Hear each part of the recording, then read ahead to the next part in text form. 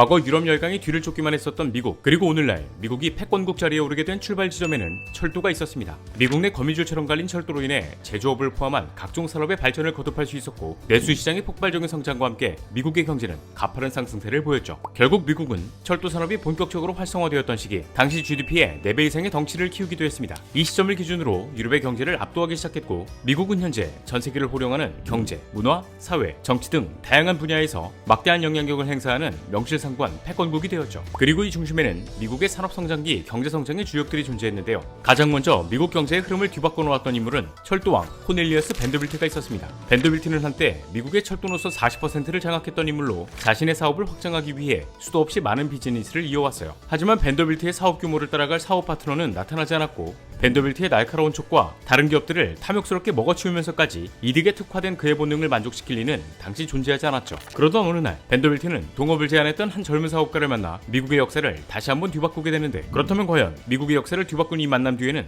도대체 어떤 이야기들이 펼쳐지게 될까요? 오늘은 이 내용을 한번 이야기해볼까 합니다. 자, 오늘 저와 함께 살펴볼 지식 가이드는 미국이 패권국으로 도약했던 역대급 사건입니다. 사실 밴더빌트는 이 사업가에게 처음 연락을 받았을 땐 의아한 태도를 보였다고 해요. 이름도 잘 알려지지 않았고 이 사람이 자신에게 어떤 이득을 가져다 줄지 확신이 들지 않았기 때문이었죠. 그래도 일단 속는 삼치고 한번 만나보기나 하자 라는 생각을 가지게 된 밴더빌트는 사업가를 자신의 저택으로 불러들였는데요. 이 소식을 듣게 된 젊은 사업가는 밴더빌트를 만나기 위해 급하게 준비를 하게 됩니다. 그런데 기차를 타러 가기 위해 마차에 오르던 도중 그동안 멀쩡했던 마차의 바퀴가 고장나버린 탓에 기차 시간을 놓치게 되었어요. 이로 인해 사업가는 시작도 해보지 못한 채 이대로 좌절하는 건가 싶은 생각이 들었지만, 하늘이 도운 건지 아니면 또 다른 무언가가 있었는지 사업가가 놓친 기차는 운행 도중 다리 아래로 추락해 수많은 사상자가 발생하게 됩니다. 그리고 이 상황은 사업가가 받아들이기에 우연히 고장난 마차가 자신을 살렸던 거죠. 여기서 감명을 받았던 사업가는 이 시점을 기준으로 모든 행동에는 신의 뜻이 따른다는 남다른 신념을 가지게 되었습니다. 그렇게 성사된 밴더빌트와 젊은 사업가의 만남. 무서울 것이 없어진 사업가는 밴더빌트에게 이런 제안을 하게 되는데요. 매일 60대분의 유조차 물량을 보장하겠다. 대신 운송 비용을 70%로 할인해주고 독점 기획을 하자. 만약 당신이 이 제안을 거절한다면 나는 다른 사람의 기차에 나의 기름을 채울 것이다. 밴더빌트는 이 말을 듣고 굉장히 당혹스러웠다고 해요. 사업가의 나이도 나이지만 매일 60대분의 유조차를 채울 수 있는 능력이 있는가에 대한 의문 때문이었죠. 하지만 사업가가 내뱉은 말이 정상적으로 운영된다면 밴더빌트 입장에서 손해볼 게 없었기에 밴더빌트는 젊은 사업가의 제안을 받아들이게 됩니다. 계약이 성사됨과 동시에 이 젊은 사업가는 엄청난 돈을 벌어들이기 시작했고, 훗날 미국, 아니 인류 역사상 최고 부자의 자리에 오르게 되었죠. 그리고 이 젊은 사업가의 이름은 바로 존 데이비슨 락커펠러, 우리에게 흔히 알려진 록펠러입니다. 오늘날 록펠러는 석유 황제, 석유의 아버지 등으로 불리고 있어요. 우리가 직접 경험해보지 못했지만 당시 록펠러의 석유가 세상을 움직이고, 또 그의 말 한마디가 여러 기업들의 목숨줄을 들었다 놨다 했다고 하는데, 뭐 지금이야 석유를 얻는 자가 세계를 얻는다 라는 말이 나올 정도로 석유의 중요성이 강조되고 있지만, 사실 과거 미국 사람들은 석유의 용도를 잘 몰랐다고 하거든요. 많은 이들이 피부질환이나 타박상이 생겼을 때 몸에 바르거나 심지어 감기, 발열 등의 증상이 있을 때는 직접 마시기도 하면서 각종 진통제 및 상비약 용도로 사용했었다고 하죠. 하지만 이 상황은 미국 동북부 펜실베이니아 출신의 변호사 조지 비셀이라는 인물로 인해 큰 변화를 맞이하게 되는데, 이때까지만 해도 사람들은 등불을 활용해 빛을 밝혀봤었고, 이 등불을 켜기 위해선 고래기름이 필요했어요. 이로 인해 당시 세계적으로 번창했던 산업 중에는 고래잡이 어선인 포경선 산업이 있기도 했고, 포경선은 대서양, 태평양, 인도양 할 것 없이 전 세계 곳곳으로 나아가 닥치는 대로 고래를 잡아댄 결과 고래가 멸종될 위기에 놓이기도 했었죠. 하지만 고래 잡는 게 여간 쉬운 게 아니다 보니 고래기름은 정말 귀했고 돈이 많은 부자들만 사용할 수 있었어요. 실제로 당시 고래기름 가격은 1865년 기준 1갤런당 1달러 77센트였다고 하거든요. 이걸 현재 가치로 환산해보면 우리가 흔히 주유소에서 볼 수 있는 휘발유의 20-30배 수준이라고 해요. 결국 문명이 발전하고 삶의 질이 올라가는 것을 지켜만 봐야 했던 이들은 불빛을 갈망할 수밖에 없었습니다. 그리고 이 상황을 지켜보던 조지 비셀은 문득 어릴 적 마을에서 석유로 횃불을 만들었던 기억을 더듬게 되는데, 이를 잘 활용하게 된다면 불빛을 갈망하던 이들에게 빛을 선물하면서 큰 돈을 벌어들일 수 있겠다는 생각을 하게 됩니다. 이 생각은 석유를 램프 연료로 변형시키는 것이었죠. 하지만 이때까지만 해도 석유는 지표면에서 소량의 양만 채취할 수 있는 수준이었기에 석유를 대량으로 뽑아낼 방법을 찾아내지 못한다면 이전과 별다를 게 없는 상황이 지속될 게 뻔했어요. 때문에 조지 비셀은 이곳저곳을 돌아다니며 투자자들에게 자신의 계획을 이야기한 뒤 석유를 대량으로 뽑아내기 위한 작업을 준비하기 시작했죠. 그렇게 수많은 투자자들의 지원을 등에 업은 조지 비셀은 제임스 타운샌드, 에드윈 드레이크라는 존재하는 인물들과 힘을 합치게 되었고 중국의 염정 굴착 기술에서 아이디어를 얻어 증기기관을 이용한 동력 장치를 설계해 지난 1856년 펜실베이니아 타이터스빌이라는 지역에 석유 시추 장비를 설치하게 됩니다. 하지만 석유 시추 장비를 설치했음에도 시간만 흐를 뿐 기름은 나오지 않았어요. 이로 인해 투자자들이 한 명 두 명 떠나기 시작하면서 대부분의 사람들이 이번 석유 시추 작업은 완전한 실패라면서 비난하기 이르렀죠. 결국 모든 이들이 석유 시추에 대한 가능성을 보지 못한 채 뒤돌아서려 했던 1859년 8월 27일 거짓말같이 시추기에서 검은 액체가 뿜어져 나왔습니다. 네, 바로 석유였죠.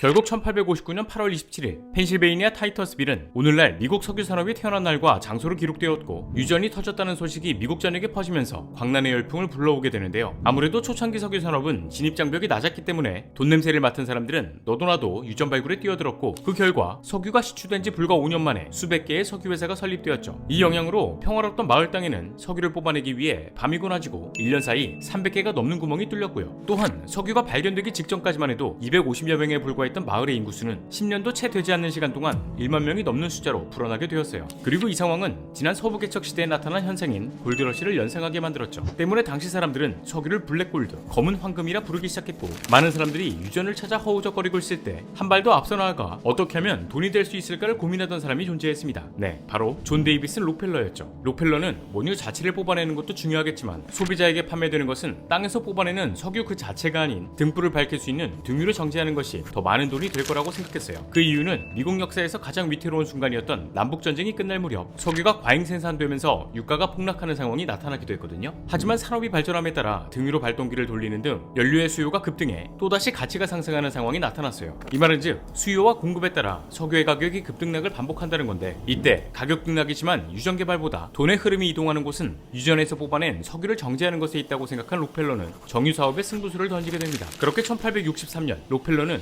동업자 클라크 형제와 화학자 출신의 석유 기술자 세무얼 앤드류스와 함께 앤드류스 클라크사라는 정유회사를 차리게 되었죠. 이들은 먼저 대량의 석유 광맥이 발견되었던 오하이오주 클리블랜드의 외곽 지역에 공장을 건설했고 석유에서 등유를 뽑아내는 것뿐만이 아닌 등유를 뽑고 남은 타르를 활용해 석유 젤리, 파라핀 왁스, 아스팔트 등을 만들어 팔기도 했어요. 아무래도 당시 정유업자들은 등유만 뽑아내고 나머지는 강이나 들판에 버리는 경우가 대다수였던 데다가 가격적인 측면에서도 최소한의 인건비로 사업을 운영해 정제 비용을 배럴당 2.5달러에서 0.96달러로 낮추는 등 록펠러의 정유회사는 점점 사업 경쟁력을 갖춰가기 시작했죠. 그런데 이 과정에서 동업자 클라크 형제들과 의견 차이가 발생하게 되거든요. 이로 인해 클라크 형제는 자신의 지분을 털고 다른 정유회사를 만들겠다는 주장을 앞세우며 회사를 나가게 되었죠. 결국 록펠러는 클라크 형제가 나간 이후 정유회사 이름을 록펠러 앤드류스로 바꾸게 되는데 이 시점을 기준으로 록펠러의 사업은 무서운 속도로 팽창하기 시작했습니다. 먼저 록펠러는 금융가에서 일을 하다 정유회사를 차린 자신의 동생에게 합병을 제안했어요. 그렇게 두 회사는 합병하게 되었고 동생은 이후 각종 사업을 진행하면서 벌어들인 수입을 다시 정유회사에 투자하는 방식으로 덩치를 불려나갔죠. 그 결과 록펠러는 이내 등유를 대량으로 뽑아내는 기술을 개발하면서 미국 내 가정에 싼값으로 등유를 공급할 수 있는 상황을 만들게 되었습니다. 그리고 이때 록펠러의 등유가 잘 팔린다는 소문이 퍼지자 많은 사람들이 앞다퉈 경쟁사들이 생겨나기 시작했죠. 하지만 록펠러의 등유와 경쟁사 등유의 차이는 너무나도 명확했거든요. 먼저 경쟁사 등유의 경우에는 가끔 등잔이 저절로 꺼지기도 하고 심지어 폭발까지 하면서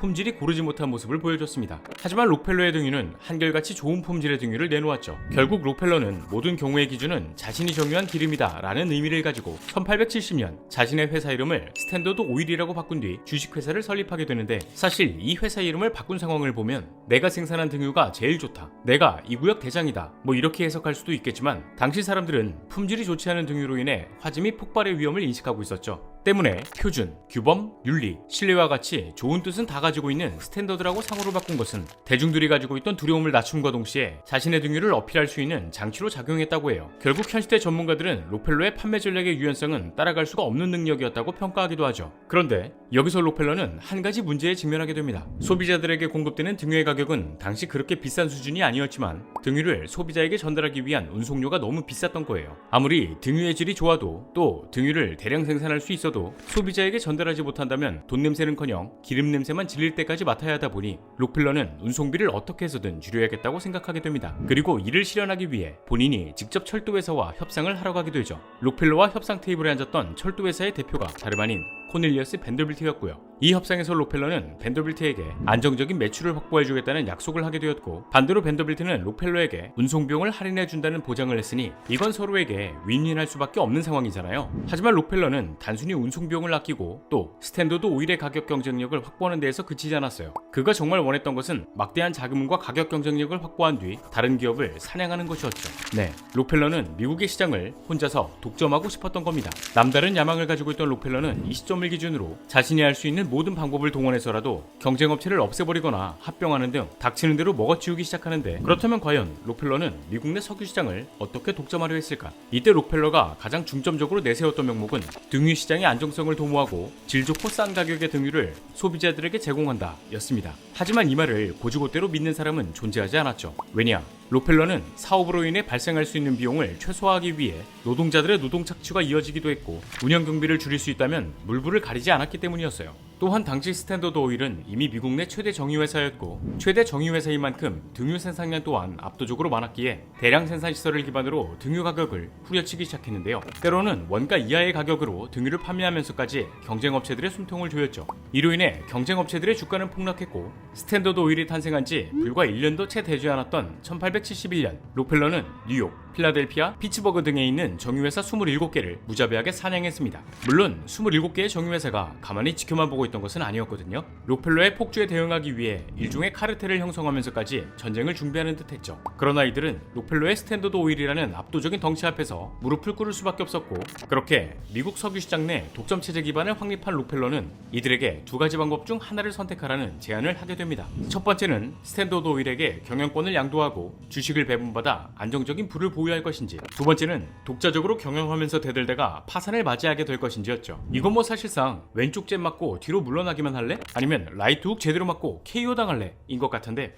어떻게 해서든 살아남아야겠다고 생각을 가지고 있던 기업들은 록펠러의 냉혹함을 잘 알고 있었기 때문에 울며 겨자를 짜먹으면서 경영권을 포기했지만, 이 중에서도 독자 경영을 고집했던 몇몇 회사들이 존재했거든요.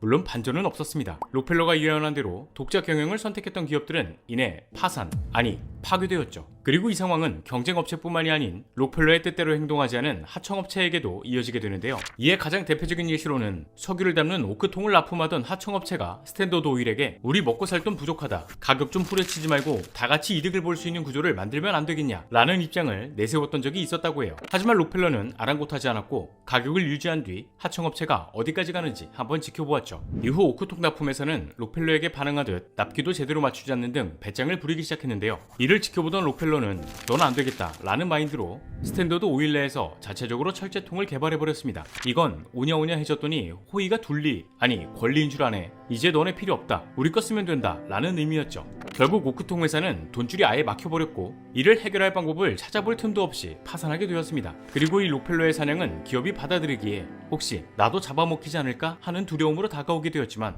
이 상황이 사실 소비자들 입장에서는 그렇게 나쁠 것이 없었거든요. 한번 생각해보면 록펠러는 경쟁업체들을 무너뜨리기 위해 가격을 낮춰왔고, 실제로 갤런당 30센트 하던 당시 석유 가격을 5분의 1 수준인 갤런당 6센트로 확 낮춰버렸어요. 이후 독점 체제가 완성되기 전까지 가격을 올리지 않았을 뿐더러 운송비용 절감까지 성공했으니 소비자들 입장에서는 싼 값에 등불을 밝힐 수 있게 되었죠. 결국 스탠더드 오일의 힘은 더욱 막강해져갔고, 록펠러에게 대항하는 이들은 이 세계에서 결코 살아남지 못했습니다. 이것이 록펠러를 밑으로 내려보던 코넬리어스 밴더빌트라고 해도 말이죠. 록펠러의 석유 생산 능력이 점점 높아지자 어느 순간부터 미국 철도의 40%를 장악하고 있던 밴더빌트의 수송 능력을 넘어서게 되는데요. 이때 밴더빌트의 경쟁자였던 탐스카시라는 인물은 록펠러에게 다가가 더 좋은 조건으로 거래하자 제안했지만, 눈구렁이 같았던 밴더빌트의 생각은 조금 달랐어요. 밴더빌트는 먼저 탐스카스에게 다가가 록펠러의 머리가 너무 커버렸으니 지금이라도 싹을 잘라야 한다면서 철도 운송 가격 인상을 제안했죠. 그렇게 밴더빌트와 탐스카시 담합을 하게 되는데, 이 상황을 지켜보고 있던 록펠러는 이를 자신에 대한 도전으로 받아들이게 됩니다.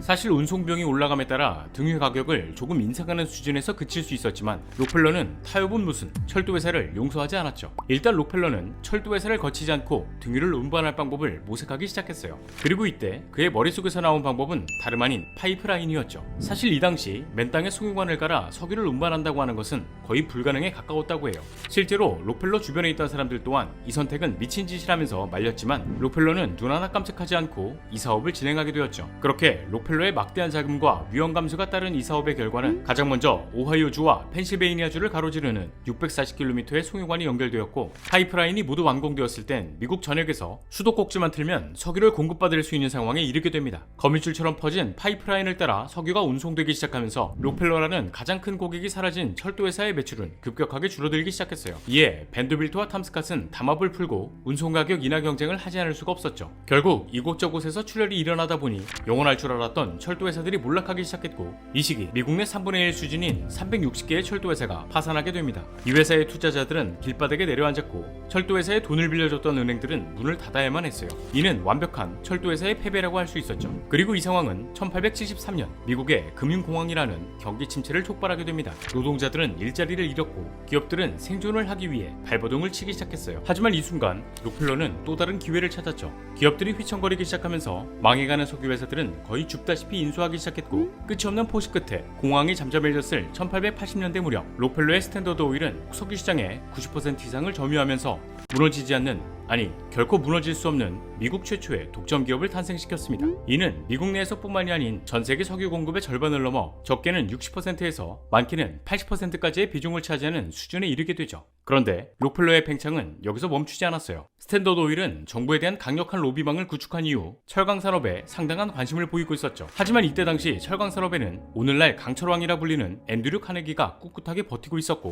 결과적으로 아쉬울 게 없는 록펠러 쪽에서 철강 산업에 대한 관심을 서서히 줄여나가면서 훗날 카네기의 철강 시장 독점에 큰 영향을 미치기도 했죠. 그렇게 록펠러가 다시 석유 시장에 집중하게 되었고, 이후에는 석유 유정 탐사 개발, 운송, 저장, 기술, 생산, 판매 등 모든 과정을 록펠러의 손아귀에 넣고 독점을 이어가게 되는데, 그동안 등유가 최고라고 생각해왔던 록펠러에게 큰 위협을 가했던 인물들이 등장하게 됩니다. 바로 에디슨과 테슬라. 이들은 여러분들도 잘 아시다시피 밤에도 공장을 밝게 비출 수 있는 전기를 탄생시킨 인물들로 그동안 등유로 세상을 밝게 비춰오던 사람들의 생각을 바꾸는 시작점이 되었어요. 전기는 기존에 있던 증기기관을 대체해 기계를 돌리면서 미국의 가파른 성장, 즉 제2차 산업혁명을 이끌었고, 이는 곧 전세계 공업 생산력 1위라는 타이틀을 거머쥐도록 만들었죠. 이로 인해 록펠러는 천연가스 회사를 설립하기도 하면서 가스 등으로 전기를 견제하기도 했지만, 이게 참 될 놈들이라고 지난 1886년 독일인 카를 벤츠가 세계 최초의 가솔린, 즉 휘발유로 움직이는 자동차를 세상에 탄생시키면서 근대적 자동차의 시대가 찾아오게 됩니다. 휘발유,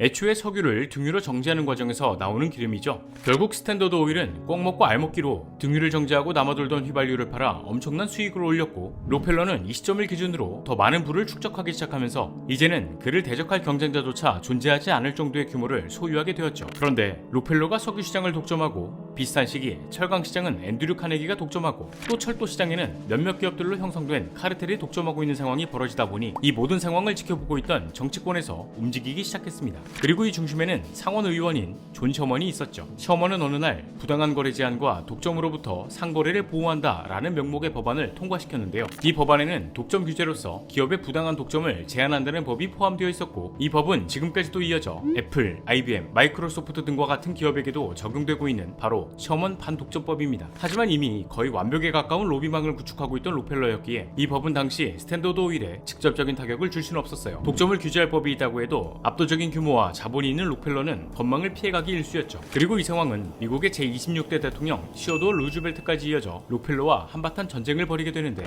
이때도 마찬가지로 록펠러는 정부에서 이어지는 무차별적인 공격을 방어해냅니다. 독점 금지법으로 제소당한 많은 기업들이 철컹철컹하고 있을 때 록펠러는 주마다 다른 법을 가지고 있는 특징을 악용해 미꾸라지처럼 빠져나가고, 또 홀딩 컴퍼니까지 만들어가면서 법망을 피해갔죠. 결국 온갖 수단과 방법을 가리지 않고 이번에도 무사히 피해가는 듯 했으나, 시어도어 루즈벨트가 퇴임한 뒤인 1911년 미국의 연방대법원은 스탠더드 오일을 34개 회사로 기업 분할할 것을 최종 판결하게 됩니다. 이 순간은 미국 최초의 독점 기업이자 최대 독점 기업을 세상에서 사라지게 만든 것이었죠. 결국 스탠더드 오일에 억눌려 있던 기업들이 움직임을 보이기 시작했고, 세계 석유 시장이 빠르게 재편되면서 20세기를 맞이하게 되는데, 참 아이러니하게도 스탠더드 오일은 파국을 맞이했지만 록펠러는 더 많은 부를 쌓게 되거든요. 그 이유는 스탠더드 오일은 해체되었지만 록펠러의 소유 주식은 변하지 않았던 거예요. 이때 록펠러가 소유하고 있던 회사의 지분은 무려 25%에 달했고, 이후 석유화학 산업이 발전하면서 각 기업에 분산되어 있던 록펠러의 주식이 급등해 석유 황제 존 데이비슨 록펠러가 눈을 감았을 무렵 그의 재산은 당시 미국 GDP의